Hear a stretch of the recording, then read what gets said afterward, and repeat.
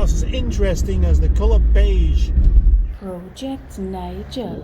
Good morning from me, Project Nigel. I'm not feeling that great today. I won't go into it because it's not very nice. But however, today is the end of Project Joe Day. Finally getting around to taking it back to where it belongs.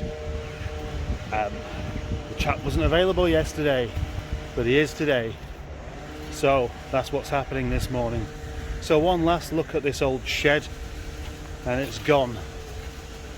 Now I have taken the liberty of having a little knockabout with a small hammer and things to see what happens. So that is obviously more ruined than it looks, but that it did look originally. Even worse than it originally looked, that is. I don't know how well you can see the imperfections on the paint here, but you'll be able to see this. Another small tap with a hammer and it was, gosh. And we ended up with a nice sizable hole in the sill there. I could tell something wasn't right. There's another hole ready to come out there as well. Gosh, I feel awful. Yes, I'm struggling to string a sentence together today. My voice just isn't working. That was a real attempt just to say that. More ruinous bits down this side. Honestly, you couldn't pretend that this car's in nice condition. Not even to a blind man. So, as previously stated, it's not even my car. There's nothing I can do about it besides take it off to Oldham, where it'll have its engine ripped out and the wheels taken off and the catalytic converter taken as well. And that'll be the end of Project Joe. But at least I have the opportunity to take some useful bits off of it, which will go into other cars. And they already are doing, like the headlining. I've got people scrambling over the working clock. And my friend actually wants the parcel shelf. And then another friend of mine wants the boot lining. So all these things are all going to help 25s and ZRs be a bit nicer. Oh, plus as well, the seats, which I listed up for sale last night. I've had quite a bit of interest in those. They're still here, but you know, that's what could happen, and I'm sure it will. See that van there with a ladder on the roof? Normally somebody will put a high-vis jacket on the back of there so you can still see it, but it's done so that the driver behind that runs into a jacket rather than a ladder, and somehow that negates the responsibility of the driver in front. Imagine that, running into the back of that van because there's no high-vis jacket on the back of the ladder.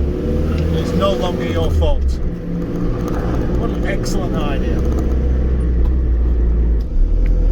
If that's true, that means you can target vans with no high-vis jackets on the back, cause an accident, and then make a claim because it's somebody else's fault. But that is the kind of world we live in today. I'm almost back at work, which is a good thing because I still feel really rather rough, headachy, kind of migraine-y, dehydrated feeling, you know, like that. So probably I just need a cup of tea, but there's a bit more to it than that. Oh yes, I've got lots of symptoms. Now luckily I know what's caused it. It was that chili I made last night. I made chili, it wasn't quite spicy enough, so I chucked in a couple of heaped teaspoons of extra hot chili powder just to make it the kind of thing I like. And I did like it, I liked it very, very much. Just that this morning, I'm back at work. And as you can see, Project Transit Face is now free of a rather sad looking Joe. Well, not for long, because I'm going to have to move some furniture around on this thing afterwards. I'm currently thinking about having a nice big Project Nigel written right the way across the bonnet. Good idea? Or not a good idea? I'm not sure. What would be a good idea though would be to reverse the image so it can be read from the cars I follow, like you can see with an ambulance or a police car. Just kind of gives it some impression of being important.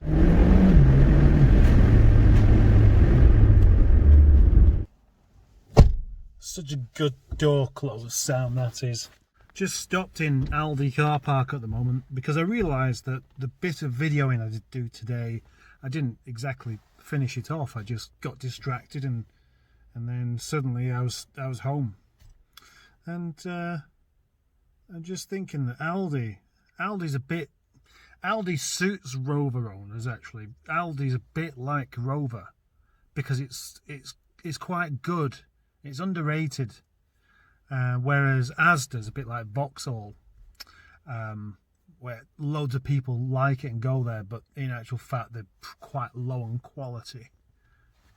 But what about the others? What about Tesco? Who's that?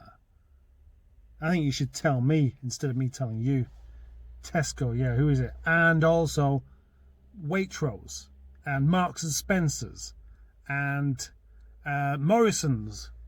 And any of the others, go on, just tell me what you think.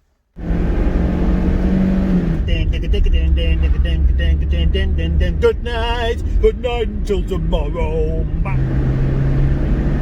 You think I'm messing around, don't you? I'm not, I'm being deadly serious. And that's why ravioli is in fact suitable for vegans. Vauxhall Vectra, quite possibly the worst car you can buy.